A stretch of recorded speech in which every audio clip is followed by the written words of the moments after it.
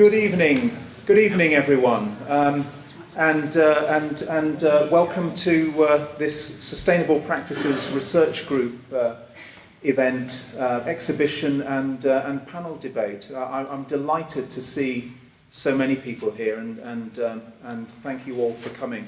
I'm David North. I'm director of the Sustainable Consumption Institute at the University of Manchester.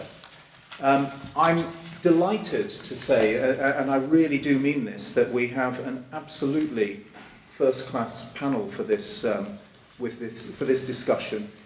Time is going to be a little bit tight, so particularly when we get to the discussion and questions part of it, I'm sort of begging you to be a bit disciplined in the way that you ask your questions, and then we'll get as many in as we can. After that, we'll then break and move into a reception in the other rooms. Now, I hope you've had a good chance to look around the exhibition this afternoon. As colleagues from the SPRG will have explained, it's the culmination of 3 years of intensive research funded by the Economic and Social Research Council with contributions from DEFRA and indeed from the Scottish Government. And the Sustainable Practices Research Group is a collaboration between 7 UK universities led out of the University of Manchester. And I know that my academic colleagues who have been involved in the SPRG's work really want me to emphasise that this isn't the end of that work. What today represents is an opportunity to present the insights from the work so that they can be scrutinised, tested, debated, and hopefully over time applied by policymakers and indeed by businesses and by others. And that's why it is, as I say, so exciting to have such a distinguished panel with colleagues from top-level leadership roles in government, in business, NGOs, and academia. And in fact, really interesting looking closely at our panel, how all of them have sort of straddled different areas over their careers. Now, final word from me at this stage is I think this work couldn't be any more important, really. Until a year or so ago, my role was not that dissimilar from Mike Barry's at M&S, because I led the sustainability work and climate change work at Tesco. And a little bit like Marks and Spencer, we began to highlight and champion the role that consumers could play and perhaps have to play on sustainability if we're going to reach the targets that collectively that we've set, whether that's through everyday actions or whatever.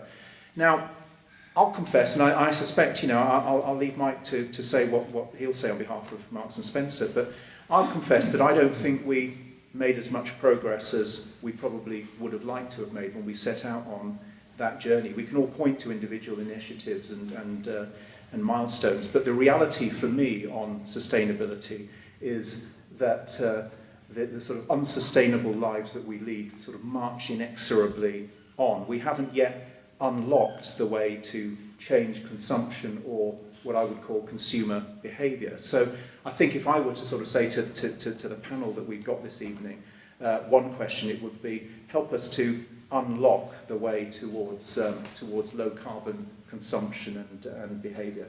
Now, to start us off, Professor Dale Southerton on my left is going to outline what I believe is the distinctive approach that SPRG has developed and why he believes it can make such a major contribution to policy and to practice. Dale's Professor of Sociology at the University of Manchester and is indeed the Director of SPRG. He's also the Research Director of the Sustainable Consumption Institute and is therefore a close colleague of mine. So, Dale. Okay, thank you, David. So we all know that climate change raises a critical challenge for contemporary societies, one that requires, amongst other things, a reduction of the resource intensity of everyday ways of life and its patterns and trajectories of consumption. And the work of the SPRG addresses this challenge, offering what I would say is a distinctive perspective for understanding, explaining and addressing consumption and everyday life. I think it's important to start with the notion of consumption, because a fundamental premise of SPRG's approach is to recognise that people consume in order to engage in practices. And this is actually a critical point. All too often, consumption is reduced to an analysis of what people buy or the symbolic properties of goods and services. Ideas like conspicuous consumption or consumption as a means of communicating identity are important, but they only scrape the surface of why people consume in particular ways. Many of the most resource-intensive forms of consumption can hardly be explained simply in terms of the symbolic properties of goods and services. For example, people rarely consume electricity in order to signify their identities, and the ubiquity of resource-intensive goods like freezers and washing machines, or even the emergence of air conditioning, are difficult to explain in terms of their conspicuous properties.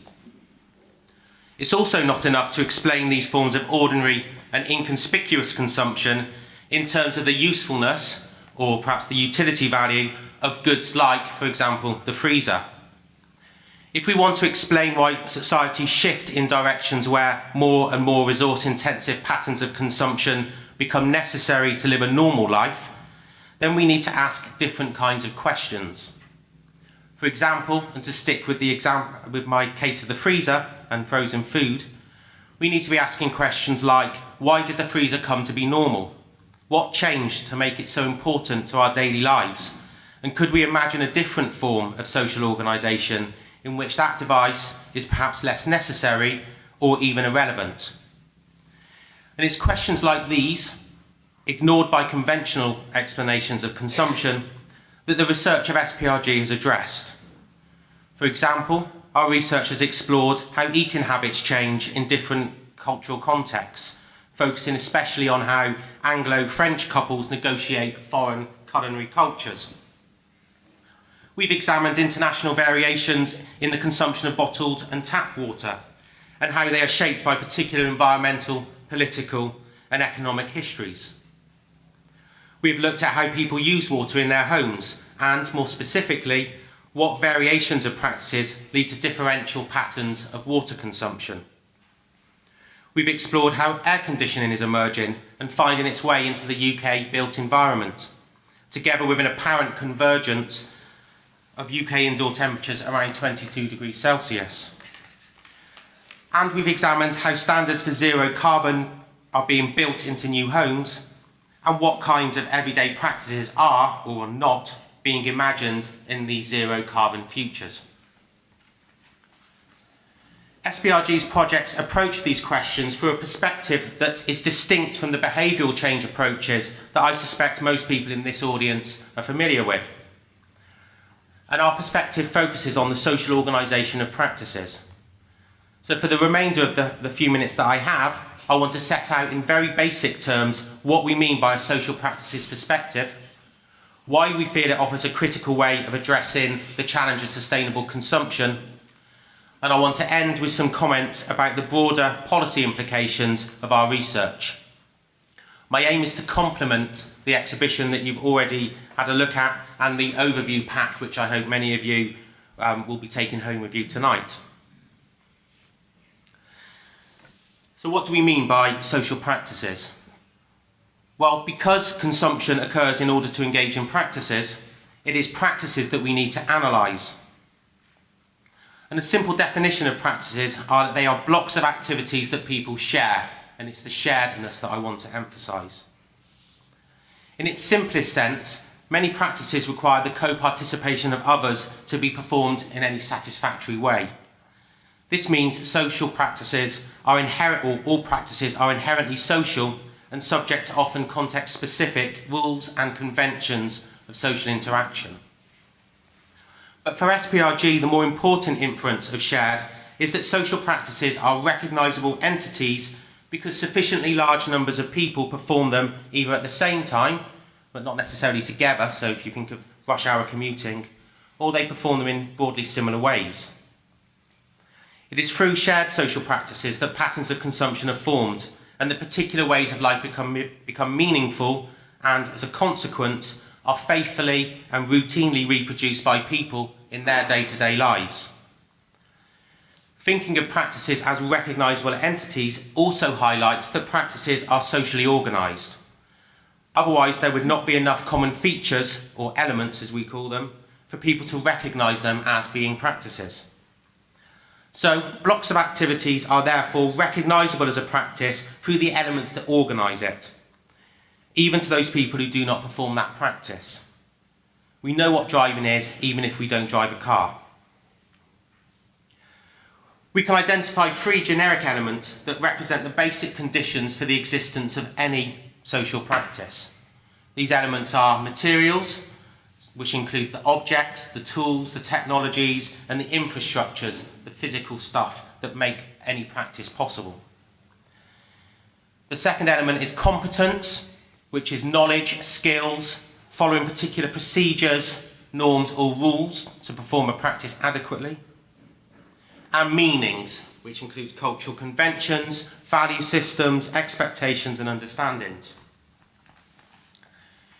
Thinking in terms of these generic elements is important because doing so suggests that practices are interconnected. They are interconnected because they share the same elements, infrastructures being the most obvious example. And because the existence of one practice, and also because the existence of any one practice has implications for the performance of others. For example, if we want to encourage the practice of commuter cycling, it requires not only the provision of appropriate bicycle infrastructures, but also, probably, the provision of showers in the workplace and a shift in cultural conventions regarding workplaces and workplace practices.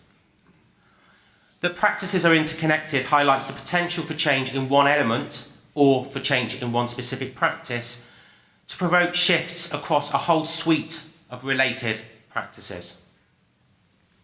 So taking these basic premises of the social practice perspective, SPRG's research has sought to empirically test, scrutinise and advance our understandings of how practices emerge and disappear, how they persist and change, and how they vary across cultures and societies. I'm not going to attempt to try and summarise the key findings. As you'll have seen for yourself, they're wide and varied. But I do want to conclude with some very brief observations about what our perspective suggests, with regards to policy interventions at least, for encouraging more sustainable practices. Our research argues that to change patterns of everyday life, we need to look beyond conventional accounts of behaviour change and of consumption. Questions about how sustainable consumption can be encouraged through policy interventions can, we argue, be effectively reframed by taking social practices as the principal unit of analysis and as sites for intervention.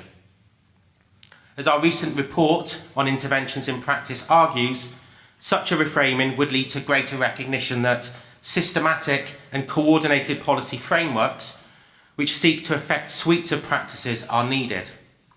The greatest gains will be found where changes fostered in particular practices, or the elements that those practices share, are likely to spill over and positively affect other related practices. Secondly, we need to recognise that habits and routines are cultural and certainly not personal, and they are definitely not the irrational deficiencies of human action. Rather, they are formed and sustained through the organisation of practices. If you change how practices are organised, then you change habits and routines, the sticky forms of behaviour that policymakers find difficult to shift. Thirdly, practices are always changing, whether or not there are deliberative interventions seeking to influence them. Since such trajectories of practice already exist, it makes sense to ask how they might be guided in more sustainable directions. This is a different approach to that of designing one-off interventions to promote more sustainable behaviour, and one that demands visions of more sustainable future practices rather than a more sustainable version of a static present. And finally, this means a new evidence base is required, one focused on accounting for varieties of practices rather than which primarily focuses on the environmental impact of particular goods or the purchasing patterns and attitudes of aggregated individual consumers. And I think this last point is particularly important. David often challenges me, quite rightly, about what does this actually mean. Give us an example of what you mean when you say change the social organisation of practices. And so the example I often give is one around online food shopping. You can smile, David, because we've had this debate. So how online food shopping and delivery could unlock changes in a wide range of daily practices. I'm not going to give you my talk, which included a suggestion that Tesco's converts its supermarkets into big laundrettes, but we'll leave that. So in my answer, I'll go on to suggest that wide-scale, collectively coordinated systems of food deliveries could reduce the amount of car travel. It could perhaps eliminate the use of freezers. It could influence what people put on their plates. Maybe it could encourage the re-emergence of a range of other collective domestic services, such as laundry systems. The absolutely pertinent question that is then asked back to me is whether such a shift would be more sustainable. And my reply is that we simply don't know. Our policy questions and the evidence base the policy draws on are focused on how to change individual consumer choices and the relative sustainability of particular products, and not on the social organisation of practices or how different systems of organisation could yield more sustainable futures. SPRG has made an important contribution in initiating this new evidence base and in trying to reveal how practices emerge, persist and change. Now, I started by saying that the practice perspective is distinctive, but actually the more important point is that it is a perspective that provides a systematic framework for tackling everyday patterns of resource-intensive consumption. And if we are to meet the challenges posed by climate change, then systematic and persistent, not piecemeal and one-off, approaches are desperately needed. Thank you.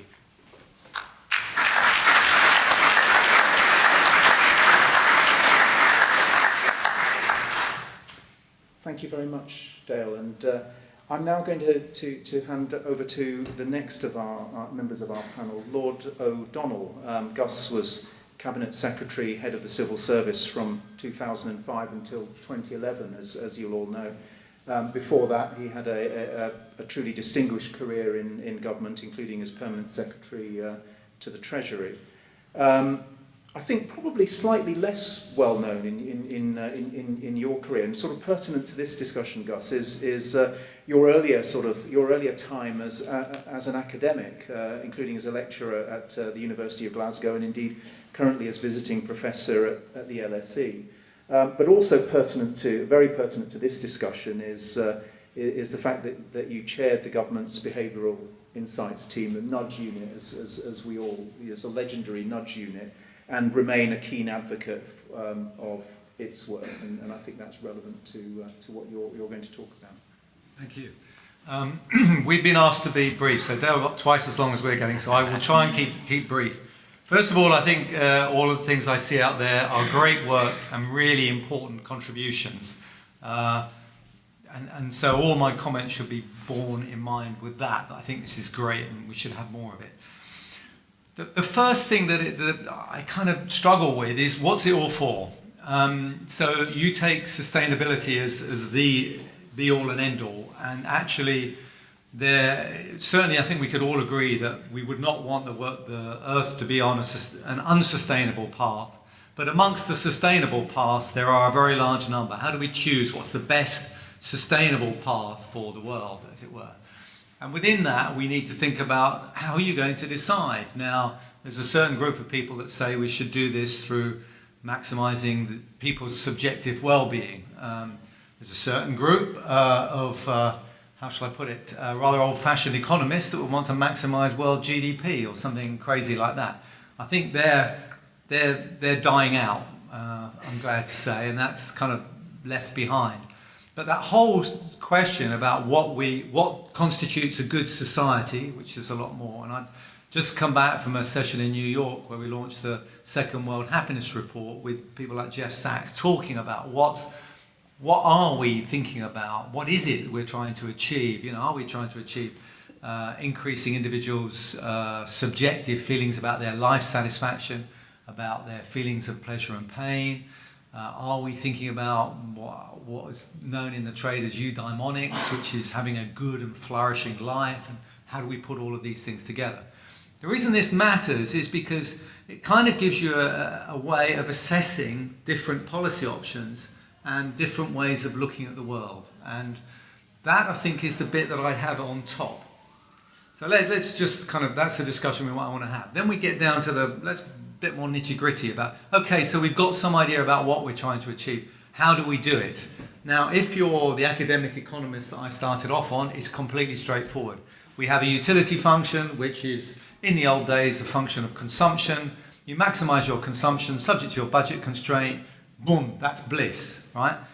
We all know there are lots and lots of things wrong with that, but the one thing I'd say that Dick Thaler and the nudge people kind of pointed out in a slightly roundabout way, but they don't do it directly because they wanted to get into the behavior change, which is the kind of nub of what they're trying to get to, is the fundamental assumption that they're breaking down from classical economics is the fact that preferences are given, right? That's what you're doing. You're saying, actually, we don't want to accept models where we take people's individual preferences as given. Now, that has all sorts of implications, particularly for governments who are worried about being told the nanny state. Who are you to tell me what I want? But in fact, governments do that from the moment that we start doing education policy, so I don't think that's as big a boundary as people have. So we're into this world where we're trying to say, can we come up with a set of ways of influencing, changing people's preferences in a way that leads to, for example, a more sustainable world and leads to better outcomes for society as a whole and the individuals within them. So that gets you into the whole behavior change. Now, I really do not like the phrase behavioral economics, mainly because I think it's a misnomer. The whole point, I think what Dale has said at great length there, what all these examples tell us, is that it's not, the kind of classical economic model really doesn't give you any answers to all of this. What we need to be talking about is, what are the social practices that mean in some countries you have bottled water, in some others you don't? And I think to answer those sorts of questions, we need many of the things that Dale was talking about, but actually, to be honest, I was listening to a sociologist, and it was very much the sociologists look at it. The economists would start off and say, well, it's all about price. And we need to bring all of the different professions together, the psychologists, the sociologists, the anthropologists, lots, and the philosophers, to get us to understand this whole thing. And part of the problem is that, well, there are two big issues. I say one, first of all, we tend to be organised very much in silos. So if I go to a university and I talk about behaviour change, the one group that probably won't turn up will be the economists, right? Which is interesting. Most of the other professions are interested. The economists have got it all sussed. They don't need to listen, right? That's quite interesting in itself. If you go into government, you'll get certain prejudices which are there, and trying to get across departmental boundaries, for example, is also very difficult. So you need to find ways of getting the different disciplines to come together and have a common language as well. I mean, the jargon is unbelievable. We've all got different ways of talking about these things, and it would be good if we could change them. What happened, just to give you a couple of examples, in the behavioural insight team, what I wanted to do was start off this idea that actually it was a valid thing for government to change behaviour. Now, when you get a government coming in who've said the biggest problem facing society is 11% deficit to GDP ratio, you're going to come up with some ideas that cut the deficit. That way you're going to get political acceptance to them. So many of the first things we did generated more revenue for governments and found ways to cut it down. And the interesting thing, the reason it took off so much is because most of these changes were very cheap. And most of them turned out to be, if you like in the jargon, win-wins. So one of the classic ones that we came up with in the sustainability area was, so how are we going to reduce energy consumption? The classic economist treasury answer was, well, the best thing to do is to make energy efficiency something that people want to do for themselves. They'll choose, given their existing preferences and existing prices. So if it's homes, let's make loft insulation cheaper. Brilliant idea, complete failure. Doesn't do anything, right? People don't insulate their lofts just because of the price. So when the nudge team looked at it, what we ended up doing was not having a policy about the price. We didn't go on the price side. we went on, if you like, you might call it social customs or whatever, but we basically used the phrase that has become the common core of how do you change behaviour, keep it simple. The reason people didn't want to insulate their lofts is because they had a lot of rubbish in their lofts and it takes a lot of effort. So we did a loft clearance scheme. People come in, clear out your loft, which is very, people like that, and while it's clear, we insulate it. That programme, far more effective, ending up now with no government subsidy, reducing energy consumption, reducing CO2 emissions, and the individuals are better off in a purely economic sense, hopefully in many other senses as well. And they've discovered that they had a Rembrandt in the loft. How good is that? So you can have these behavioural insight that come in, but they require you to think about things in a much broader way. And we need to get the other disciplines, apart from economics, much more interested in influencing public policy and much more influential in influencing government policy. And so that's why I strongly welcome the kinds of things that are here and the approaches that you've come up with, because I think there are some really innovative ideas there which could easily be incorporated. And when you think about changing customs and all the rest of it, we have certain social norms that from a government point of view we think are really holding back society, and it would be good to get at those. And we know that the answers to these things require multidisciplinary approaches, of which the examples in the exhibition are some fascinating ways of going at this. So, good for you.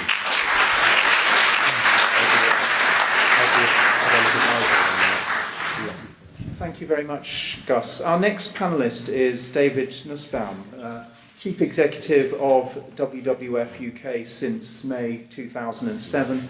David also chairs the global WWF, Global Climate and Energy Initiative. Before that was Chief Executive of Transparency International.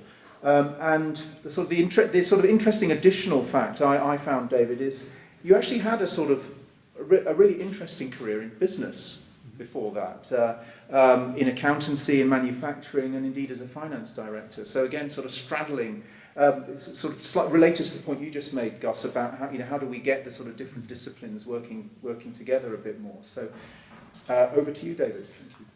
Thanks very much. Well, I've enjoyed reading some of the research and looking at the exhibition. I want to start by just reminding us of the scale of the challenge here.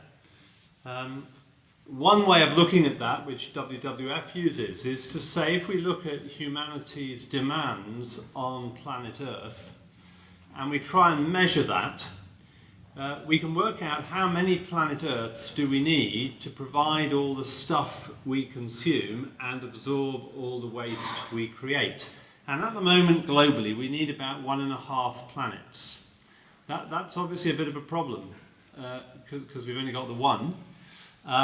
And there's another problem, which is that if everybody lived like we do here in Britain, we'd need sort of 2.5 planets or more. And if everybody lived like they do in the States, where of course air conditioning is pretty popular, then we might need 4 planets. And at the moment we've got screens all around the world, ranging from huge cinema screens to tiny phone screens. And what we're imprinting on billions of minds is the appeal of a Western European or North American lifestyle. So we are ramping up the expectations of the lifestyles people would want. So that's a huge threat to sustainability. Quite a bit of that, by the way, is carbon. So if we can crack the carbon challenge, that will help a lot. But it's a pretty big scale challenge. So I have sort of 2 challenges back, as it were, to the work we've seen. The first is, so how do you use this research to create the political space and pressure that we need to get the changes we need to happen? Thinking of David Mackay at Energy and Climate Change, who wrote a very good book about energy, he talks about the need to do things at scale. And now that David's left Tesco, maybe we can say, every little helps. Well, it does, but it only helps a little. And if we're going to make the kind of changes we need and reduce our carbon emissions by 80% by 2050, that isn't a little, it's a lot. And so that's a big challenge, particularly to politicians and indeed to business leaders, as Mike may talk about. What am I allowed to do? How far can I go before I lose the support that I need from the electorate or from my shareholders or from my staff or my customers or whatever? So how can all this wonderful work be used to open up the political space and pressure? And then the second challenge, that's a sort of very practical challenge, I suppose, but my second one's rather different, and I suppose this reflects my own, combination of business and NGOs, big global problems and so on. So the second challenge is about, so what is virtuous behaviour, if that's the right word? I'm not sure virtuous is the right word, but for the moment. And in particular, what values are we going to appeal to in order to get people to behave in the way we think they need to behave? They, plural. I mean, social groups and so on. And WWF has led some work called Common Cause, which has been exploring the question of motivation and what values we appeal to in people when we try and get them to do the things we think we need them to do. So let me give you one or two sort of instances of the kinds of issues I'm after here. Supposing we've heard about loft insulation, what about bulbs? Put in low energy bulbs, you'll save money. Great. Now, is that more sustainable? Well, it might be. Depends what you do with the money you save. If you use the money you save to have an extra weekend away in southern Spain, then actually this is horrendous in terms of resource consumption. Instead of a little bit more electricity at home, we've now got, all kinds of resources being used for your extra weekend in the south of Spain. Not that I'm, against weekends, occasional weekends in the south of Spain. So we've got to think about that. Or another example I like, if we say, look, drive a Prius because Leonardo DiCaprio drives a Prius, we are reinforcing the idea that what you should aspire to is to be like Leonardo DiCaprio. Imagine what happens to the planet if everybody lives like, Earth. So this is a big challenge to us, and one of the things this work has done that we've led on has to look at how can we appeal to pro-social behaviour values, the values that encourage people right across the board, not just on sustainability but on all other kinds of pro-social behaviours. That if we appeal to those values, you can trigger more actions on the basis of those values. Whereas if we appeal to save money, you'll have more cash to spend on whatever it is you want to spend it on, that will reinforce values which are about me and my interests now for immediate consumption, I suppose. And we have seen, if we think about the reaction to forests and the proposed sell-off of the forests, whatever you think about the reaction, and whether it was rational and so on or not, something came out there a couple of years ago, which was how much people value forests, and they probably value them quite a lot than the government economists who did the sums that said selling it off would be a good idea.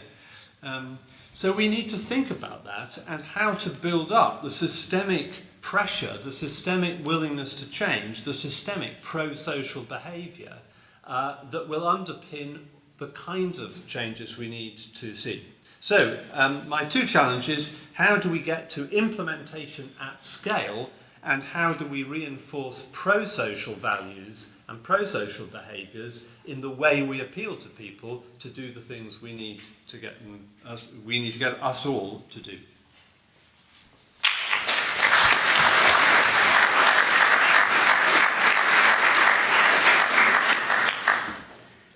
Thank you very much, David. I'm resisting commenting on all these sort of Tesco points. I've moved on from Tesco. Mike Barry is head of sustainable business at Marks and Spencer. Now, Mike was a really central member of the M&S team that developed the company's truly iconic Plan A on sustainability, which I think now was about 6 years ago that was launched, Mike, thinking back. As a result of that, in 2011, Mike was named The Guardian's inaugural Sustainable business innovator of the year. And I think, Mike, you're currently leading M&S's work to deliver Plan A across the globe, or across M&S's businesses in countries across the world. So, David, thank you. Barry. And let me just start by going back to David and saying what a great job he did at Tesco's, because I've got a contention, unbeknown to a lot of people in Britain, a lot of big businesses have changed radically in the last 10 years. Tesco's, Sainsbury's, Unilever, Coke, McDonald's, to name but a few. Behind the scenes, and the supply chains, the factories and the farms they've used have made some quite significant savings environmentally and socially. It's really good news. But as we've seen at Marks & Spencer, in exactly the same way, it's not enough. For all the reasons that David's just framed next to me, there is not enough stuff on the planet to keep us going consuming as we do. And I say that as a shopkeeper. Marks & Spencer sells 2.9 billion items a year. Piece of food, piece of clothing, an apple, an orange, a ready meal, it could be a suit, a tie, a pair of socks. 2.9 billion items of stuff. Walmart's 25 times bigger than M&S. It's probably shifting 100 billion items a year. There's about 1 billion of us on the planet that drive consumption. In America, in Japan, in Europe, in the UK. Rightly, the people of China, Russia, Brazil, India, South Africa, Mexico aspire to what we have today, and they will reach that very rapidly. And we predict there'll be roughly 3 billion middle-class consumers on the planet within 20 years. Now, if there's 100 billion items of clothing sold on the planet today, can we have a world where we've got 300 billion items of clothing being consumed as we do in the West today? Probably not. And we're starting to see a canary in the coal mine effect. We're starting to see a cost pressure coming through in the supply chains as people compete for finite resources. But come what may, just focusing, as Marks & Spencer, Tesco's and others have done, on largely reducing the impact of our production is not enough. We have to confront consumption. Now, the traditional way you would have done that said, look, 21 million people in our shops every week, 87% of them care about the future. They are good people. And don't believe that M&S has got some uniquely green middle-class consumer that cares more than anybody else's. Tesco's will have a similar number right across the marketplace. The numbers differ maybe 5% between a maybe more sort of middle England brand like M&S and somebody that's selling it at a different price point. But it's 5% or 50%. People do care. But what people tell us is, it's got to start with you. Before you start giving me lectures, M&S, about consuming differently, consuming better, let's see that you, Marks & Spencer, Tesco's, Walmart, the British government, the European Union, whoever it may be, have put your own house in order as best you can, and then you've got my permission to knock on my door. And I don't think enough businesses and enough in government have demonstrated how committed they are yet to get that sort of consumer permission. That then takes you on to the second thing you do. Once you've proved that you're serious about this, you do something called brand editing. You start to take away the bad choices from consumers, largely unbeknownst to them. Eggs, there used to be battery eggs, we made all ours free range 6, 7, 8 years ago. Coffee and tea all became fair trade. But it's still the coffee and tea that we sold at the same price point, same high quality coffee and tea. So you started to nudge people to a different place without them actively having to do anything differently. They still came to M&S, they still paid the same amount of money for the same product. But then, again, that is still not enough. There's still different things that you need to do to take the consumer on the journey. And let me just offer 2 minor case studies just to illustrate the point before I'll sort of pass the floor. Firstly, carry bags. 5, 6, 7 years ago, the UK retailers collective have given out about 13 billion plastic bags a year, many of them which have just been used for 10, 20 minutes before they're being thrown away. It was wasteful. We wanted to confront it. We asked people at till point, do you want a bag? Have you thought about using a bag for life? We reduced bag usage by 10, 15, 20%. It wasn't much. We then took the brave decision to unilaterally introduce a 5p charge for the carry bag in our food halls, and it was quite controversial. A number of people were very concerned about it. I've just spent all this money with you, M&S, and now you're charging me for a bag. I think that's outrageous. But most people stuck with it because we were very clear that the profits from it were going to charity. So you were doing something, you were changing your behaviour. I couldn't unfortunately give you a reward for it, but I could make sure that there was no profit to me, and the money that you did spend was going to help WWF protect the marine environment and help MTS protect the beaches and seas of the UK. So again, a difference that could be achieved. What that then did is give a degree of confidence to a number of governments around the British Isles, in Wales, in Northern Ireland, now in Scotland, to introduce national carry bag charging, so everybody's charged consistently, not just M&S taking the heat for it. So we weren't the only reason that those governments introduced them, but we did give them the confidence that it could work. Second example, clothing. As I say, we shift about 400 million items of clothing a year. It's a lot of clothing. We know from work that 25% of it's going to landfill each year. That's bad. How do you encourage people to recycle more? We were struggling with it. And then Bright Spark in the business said, why don't we do a deal with Oxfam to encourage people to bring clothing back to Oxfam shops or to us to give to Oxfam. The money raised from that goes to help tackle poverty in Africa, a couple of million quid a year. People responded well to it. Several million items are now coming back, but it's 1 or 2% of what we sell, not 100%. But once you build people's confidence to actually start to think about not throwing clothing away and that it's easy to bring it back, you can start a second conversation with them in the future that says, now think about keeping your clothing longer. Longevity, quality, repair, does it have to be thrown away at all or returned? And then you can start a third conversation when you've been through that about a new service model. You start to rent clothing rather than sell it. Now that, we have to take our consumer on the journey towards. Let's be very, very clear about that. If we suddenly introduced it now in an average M&S store around the UK, people would just be overwhelmed by it and would just move next door to sort of a more traditional model. Now, my final point.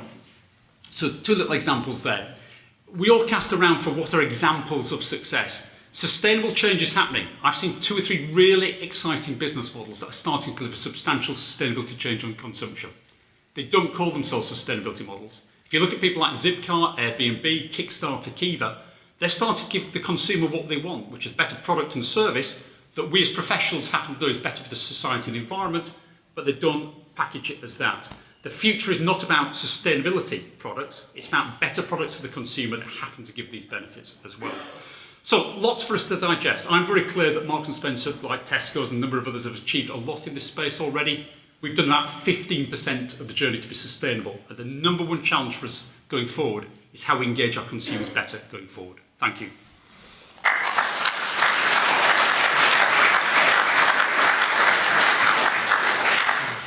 Thank you very much, Mike. Our final panellist contributor is Dr. Uta Collier, team leader for buildings and industry at the Secretariat of the UK's Committee on Climate Change, the independent body advising government on setting and meeting its carbon budgets.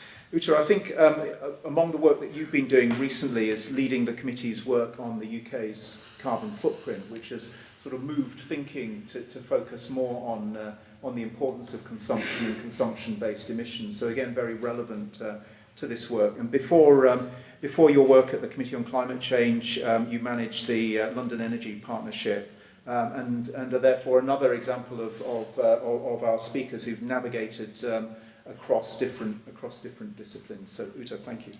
Okay, thank you. I don't know whether going last is a good thing or a bad thing. I mean, I know you probably all want to go off to have a drink. However, I can pick up on lots of issues people have said before me, which is quite a useful thing.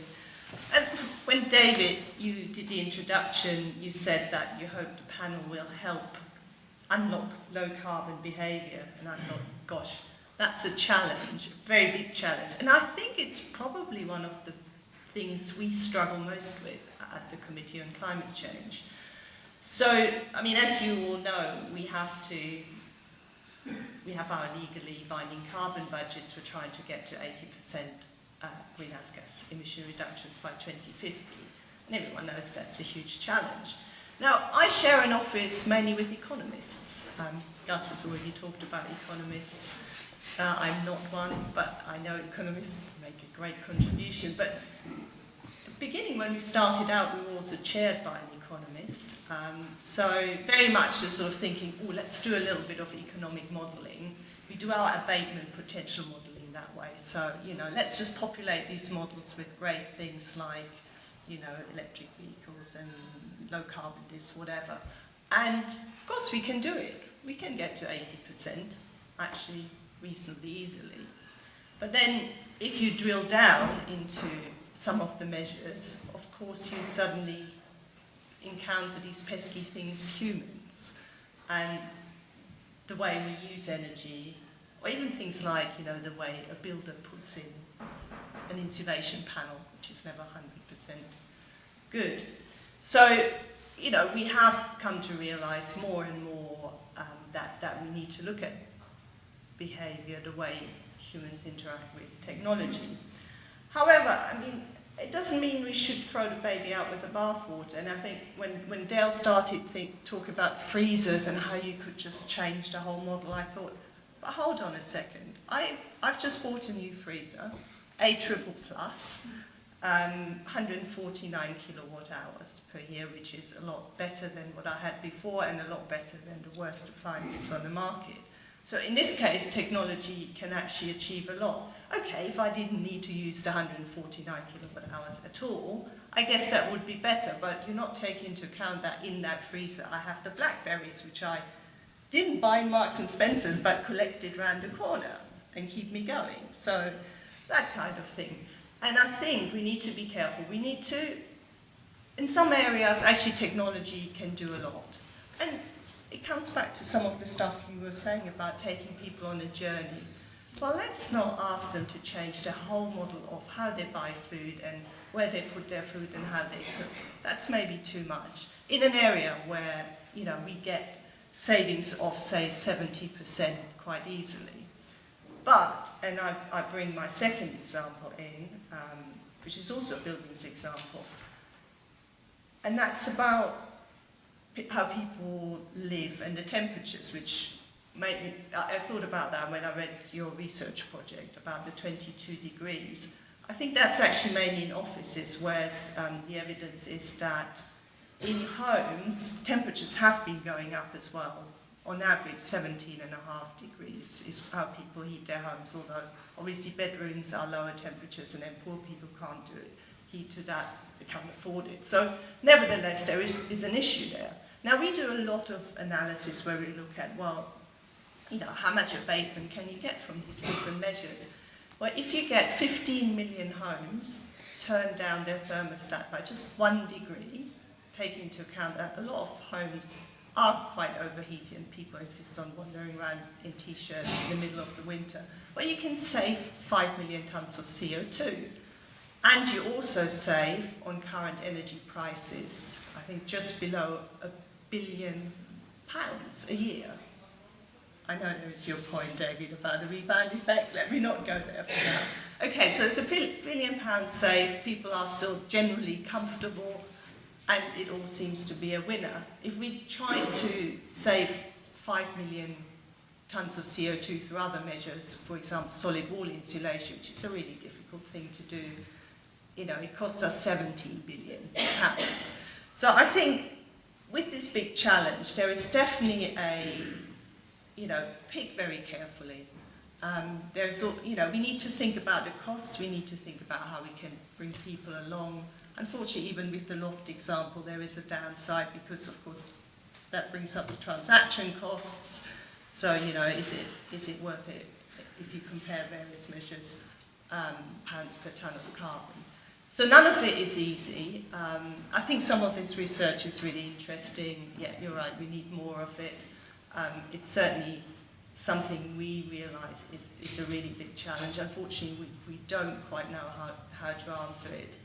Certainly, of course, we need to get better at doing stuff in government, you know, joined up thinking and all this, but you know, that's not easy either. But yeah, so my sort of conclusion of this is, well, let's pick our battles very carefully and try and bring people along where it's easy, and also that's not all, you know, the emphasis shouldn't just be on government. Yeah, I mean, things like campaigns NGOs can run on, you know, indoor temperatures could be useful, anything like that.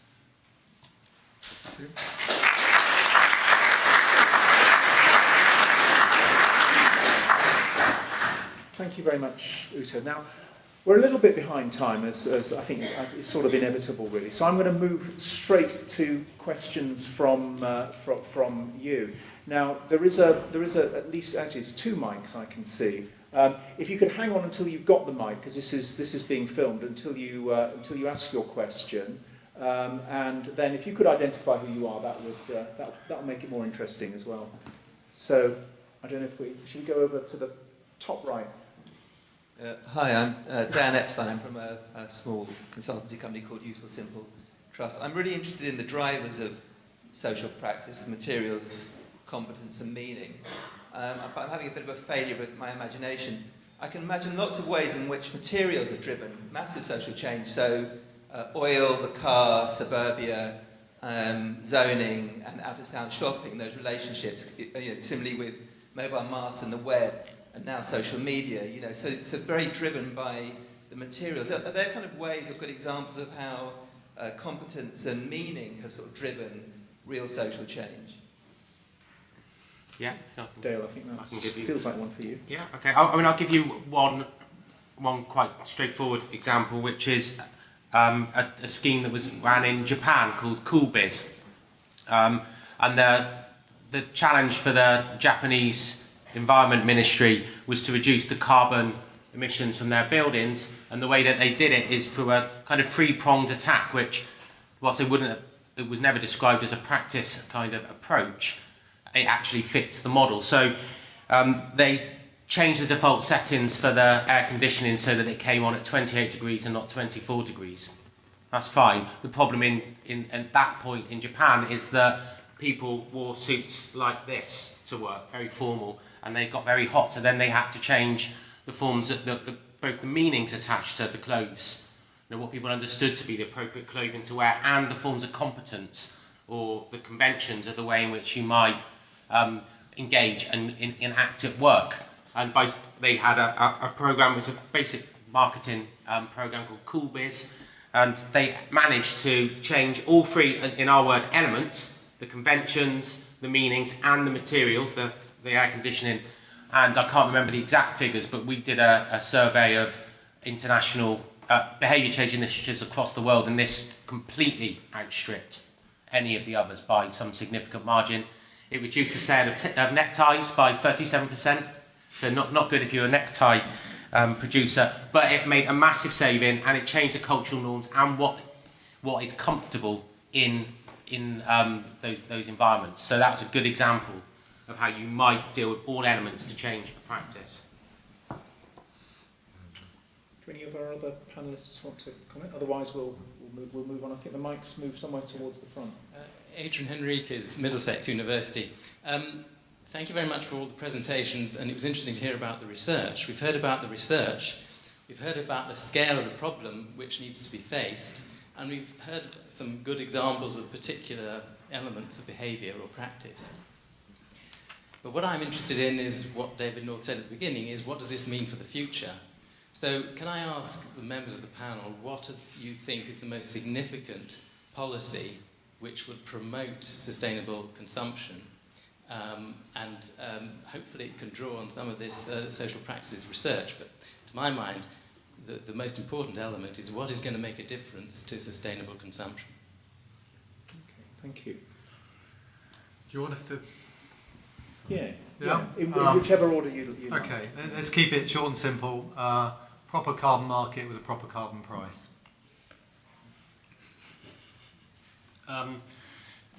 Dematerialisation, so looking at how you can provide richness of experience in a dematerialised way. So the classic example which we need to look at extending would be when I was a teenager. If you wanted to listen to music, you bought a huge piece of plastic. Now my kids, get a bit of electronics, bytes down the wire, and we've dematerialised music. We need to be able to look at that along a lot of other things. We can learn a lot from what's happened with the car industry. I think that's been a pretty good example of how policymakers have systemically driven a behaviour of a number, the grams of CO2 per kilometre, into all parts of people's thinking. The purchasing decision, the taxation decision, congestion charging has all been driven by that single number. So I think there's a lot we can learn from that. The second is recycling. If there's a consistent approach, not just in the UK but globally, to recovery of materials so they can be usefully reused, it will drive an enormous step change in the number of people participating in closed-loop economy. Yeah, I don't think there is a single policy. Of course, it has to be a combination of things. Sorry? Single most important. Well, I can't even say that. I think for some things, so appliances, cars, whatever, the minimum standards combined with the labelling are really important. In other areas, it's the carbon pricing, so it just depends. But also, and that just pick up what you mentioned earlier, and we did this report on the UK's carbon footprint. a global deal on climate change is extremely important because we import something like 50% of our emissions at the moment, and they will only go down. Okay, sustainable consumption is important, but actually we need to get the emissions down everywhere else, carbon intensities across the world. I'm a sociologist, so I can't do a simple answer, but I'll have a go. I hinted at the end. I think thinking about different ways of provisioning goods in the society is the key, and start to think about how you can make more collective and coordinated delivery of different goods and services. And my two pet examples are the online shopping or food delivery and laundry. And I think, having worked with some of Tesco's Club Card data and talked to Tesco's, their logistics for getting goods to stores is a world of, it's a work of art, and I think it is elsewhere. You think of the logistics of how those food gets from the store to the house, it's complete chaos. But people, people shop once a week, twice a week, 3 times a week, they throw food away because it goes. You need some degree of collective coordination of the way food gets delivered to homes in ways that would reduce all sorts of different things. We used to have food delivery to homes, so I'm not talking about something radical. We talked about this earlier on. Gus was saying, this is how it was when I was a boy. Similarly with laundry, why are we washing our clothes? I do the laundry in my house, so it really bugs me. Why am I washing these clothes and then standing for ages ironing them? When somebody could come and take them away and bring them back for me already done. But it's cheaper for me to do that in the current market. But on scale, it doesn't necessarily need to be cheaper. And if we talk about good life and happiness, I've done quite a lot of work in time use, and people spend a large amount of their unpaid work time doing the laundry and food shopping, and people feel time pressured and unhappy by that, so you'll make everybody happy as well. Thank you. You've got the mic there. Hi there, my name's Ian Blight from Heriot-Watt University. Really enjoyed the session, really enjoyed the theoretical framework that's been applied here. As a consumer psychologist, it's a nice sort of step up from the very behaviour-driven approach that I look at. One of the messages I get from the panel is that, and from my work in sustainability, is there's huge latent demand for something to change. You talk about the levels of the consumers saying, do things. You can't go into a university without tripping over a sustainable development research unit of some description. We look at the governments. We can go from Al Gore in America, Robert Hill in Australia, John Prescott, your good self, as these big beasts in government who you would think should be able to drive change. I'm sure you can reduce people to tears at various times during your political career, but yet we're all failing. We're all hitting up against a barrier. We've got lots of ideas, and I don't know if we necessarily need more ideas. What I'm really interested in is what's the political practice that we're butting up against here?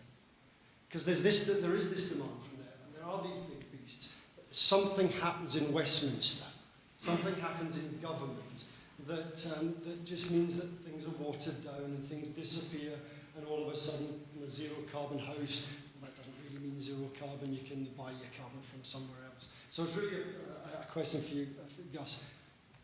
What's the practice we need to change in government? Right, and I think governments respond a lot to public opinion. And if you want to know what the public think and do, then quite often we ask them. This is a massive mistake, right?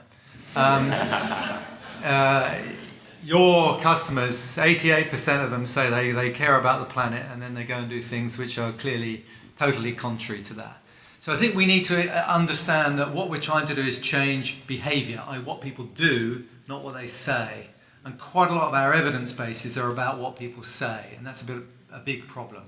So if we can get to the stage, so people will say, I am strongly in favour of improving the environment, I'm strongly in favour of reducing CO2 emissions, and I've just bought my big new SUV, and boy does it go fast, right? So we sometimes, and politicians respond to that. They say, actually, people don't really care about this stuff as much as you think. They say they do, but they don't really, and they're going to vote for us if we reduce as the Daily Mail would tell us to do, reduce the price of petrol, make these things cheaper, and that'll be, people will feel better off and they'll be fine. So I think we need to get that, we need to think about education and ways of changing people's values in the first place, and we need to get a sustainable way of a real kind of core of pressure groups which genuinely want to change and which genuinely will work as in the sphere of political activism to try and get their message across with concrete policies.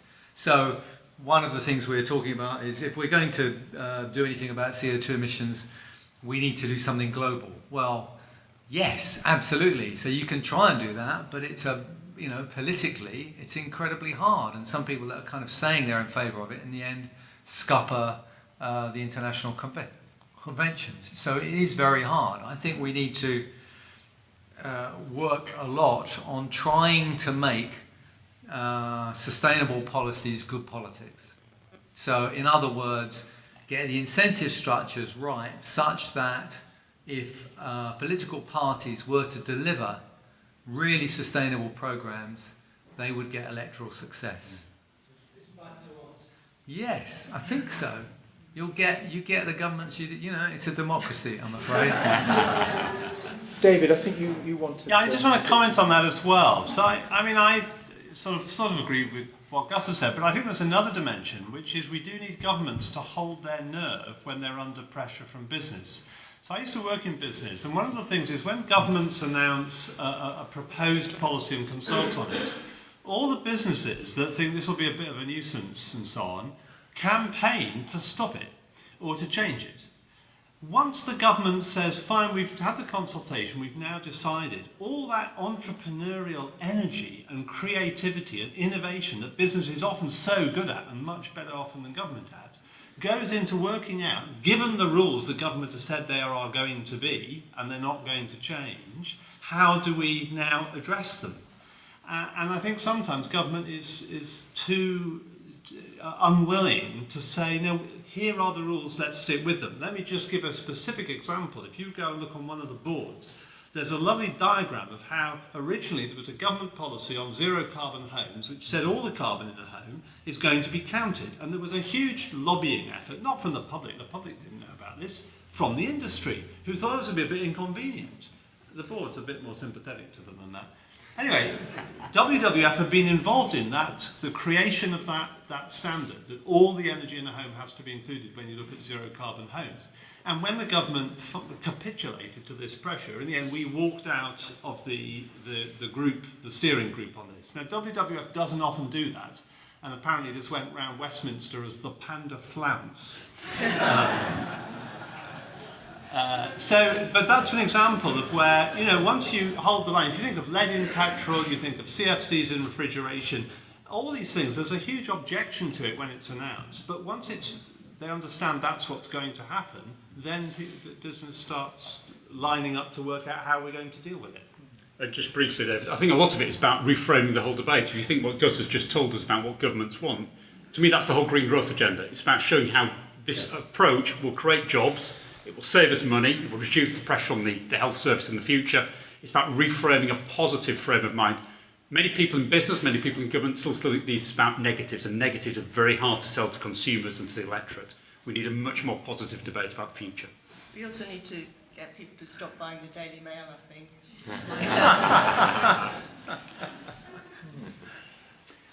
Thank you. Can we just have another show of hands so that our two colleagues who are sort of handing the mic around know where to go next? I think somebody's got the mic though. My name is Albert Tucker, Renewable Power Exchange. I think you're beginning to move into the territory I want. I think because we're British, we try to avoid a discussion about culture. From what I've heard and from what I've read so far of the report, a critical thing for the scale you, David, asked for, and I think, Mike, you were beginning to move towards talking about Marks and Spencer's chain, is culture change. But from our discussion here, even as people committed to this, it feels like we're giving up on culture change because it's too difficult. Do we need to talk a little bit more about, in our organizations, when we want to do culture change, we focus in on culture change, not the logistics, not the delivery of the system, not the gubbins of it, but actually how are we going to deliver this cultural change? But we kind of, in this kind of debate, we shirk away from it. And it's not just retail consumption we have here. We have energy consumption and how we do it. That's a highly traditional and rigid structure. So it seems to me, for the scale you demand, David, we need to start talking really amongst ourselves about how do we move culture change in the mass of the population. And that's a scary conversation, I understand, but I think I'd really like to hear a bit more about that. So my question, I guess, if I want to frame it as a question is it too difficult to talk about culture change? If it's not, what are the things we need to be thinking about to have that conversation? It's a great question. Can I just offer two very, very quick observations? Firstly, the number one challenge for me about sustainable future is not one of technology, it's about hearts and minds. It's a human journey. And if people are not bought into that journey and a better way of doing things, we'll never get there, whatever technologies we come up with. So most of my job, and I suspect David's job when he was at Tesco's, is about hearts and minds of the business leaders that pull the lever to run the organisation. Once we can show our colleagues that you can run a better logistics fleet, because it's saving money by doing less miles, you can sell differentiated products to your consumer because they're seen as more ethical, people buy into it. Now that's what we do with 80,000 colleagues within an organisation. We've got to do it with 21 million customers. So I align with you on that one. The big issue for me is tribalism. People belong to tribes. They don't randomly knock around in life. They look around for reinforcement. So I'm a great believer that if we want to create a sustainable society, we have to work with the grain of the tribes that people belong to. It might be that they're all Jewish, they're all Manchester United fans, they're all Marks and Spencer shoppers. What are the identities that people congregate around and give them safety and confidence that change is possible? It's not just me, there's millions of people that identify that are coming with me. So the ability to align with those tribes that define people's lives both locally, nationally and globally would be incredibly important. Yeah, I mean, I think some really quite interesting examples. I know British Gas ran this, what was it called, Green Streets thing a few years ago, and part of it was, well, you know, you compete with, your street competes with a neighbouring street, and people love that kind of thing. And I know when DEC was initially talking about the Green Deal, and solid wall insulation in particular, there were certainly all these ideas, oh, we need to have like a demonstration home in each neighbourhood so people can look and see, and apparently people really like to have a lower energy bill than their neighbours. So that's part of the tribe thing, I guess. This is the neighbours as tribes. So it's all these things, but I'm not sure DEC's really still subscribing to all this. I mean, I kind of wonder what we mean by culture and cultural change, but I mean, I think the key point that I would make here is that cultures are changing all the time. I mean, we haven't given up on cultural change because cultural change is everywhere. It's happening all the time. We actually have a very good understanding of cultural change. I mean, it's not to say that people listen to it, and some ideas trump other ideas, so they're quite limited. But we do have a good set of understandings about how cultures change. They change, their context specific. They're affected by your social networks and your relationships with other people. Might describe them as tribes. I'll describe them differently, but we're getting to the same point. You know, identities are actually incoherent and often contradictory at various levels, so people don't have they don't have a coherent narrative of a lifestyle on identity. So, you know, you have to play with those contradictions. But the key point is that cultures are always changing. They're not static. And so the point is then we need to understand how they change. Some of what we want to be doing is avoiding certain kinds of change. We might want to be avoiding practices like showering 4 times a day, emerging in other contexts, even if you know, that might be a bit hypocritical, given that lots of people, probably in this room, if the data's right, shower 4 times a day, although actually I guess they're not. There is an issue around, the issue around scale is absolutely critical. So we can often see cultural change through policy that's quite micro and small. How do you scale it up?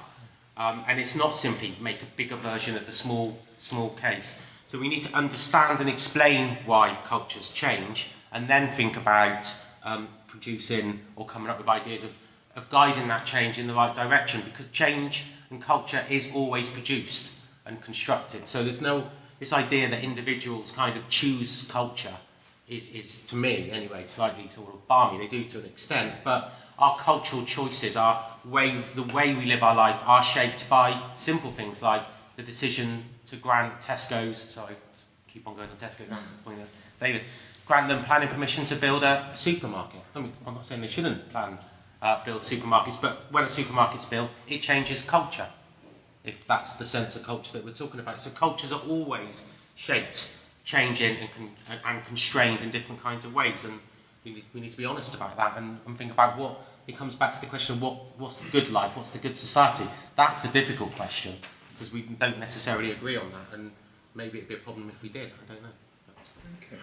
We're getting a bit tight on time, so why don't we take 3 more questions, and then the panel can sort of, between them, work out which of those three they answer. There's a gentleman over there. It's all been the bloke so far. So there's a lady at the front here as well, and perhaps a chap in the sort of top left up there.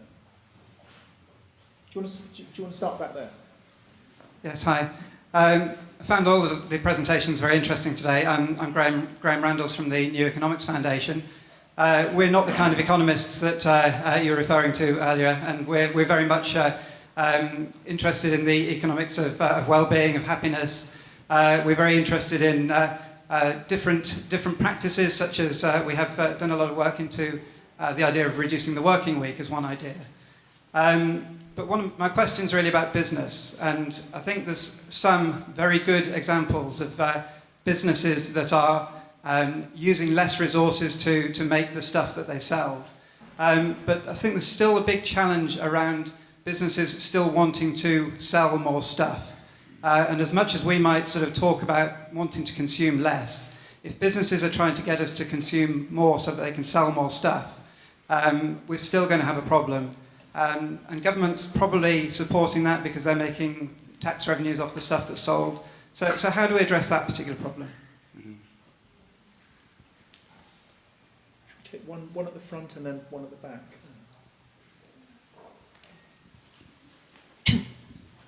Bibina Histerman, co-author on a book on sustainability. Now, about 5 years ago, there was a Green Streets competition. And to all accounts, it was the children who were most active, told their parents, switch the lights off. And they were proud of solar panels and things of that kind. So, should the children not be involved, especially as it's their future that is at stake?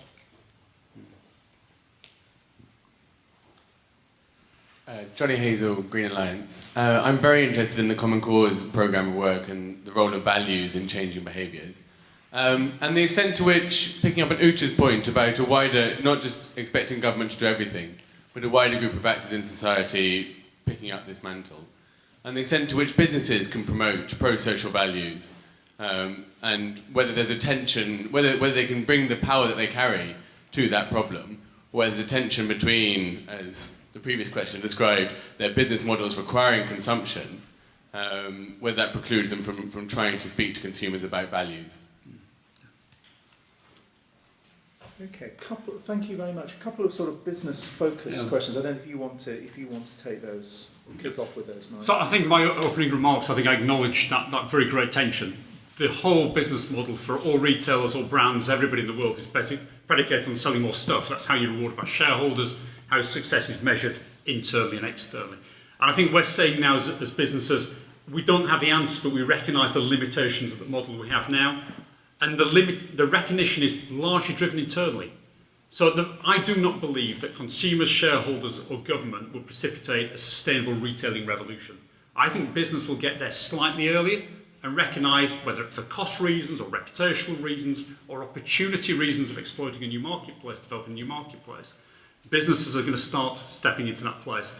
So I ain't going to wave a magic wand to you. I'm acknowledging the challenge that you throw down to me. If I had that answer, I would be out the door and I'd have made billions by now. But the businesses that are able to migrate their existing business models from one driven on consumption of stuff to one that's driven by service will be the ones that prosper in the future, as well as all these new models that will emerge. The thing that's literally driven me great at Marks & Spencer over the last decade is migrating us on that path. It's easy to come up with a concept here, but I must deliver numbers today for the business and prepare for a radically different future as well. You're walking a tightrope, and that's the hardest thing to do, but I acknowledge the challenge you throw down. Thank you. Dale, you said habits and routines are cultural, not personal. So, where do children fit in? I think children. It depends what we say when they should be involved, but yeah, absolutely, children are one important area to consider.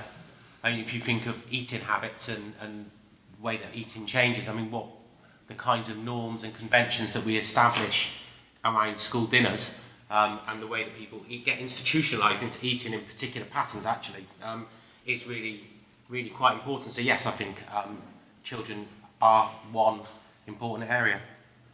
Yeah.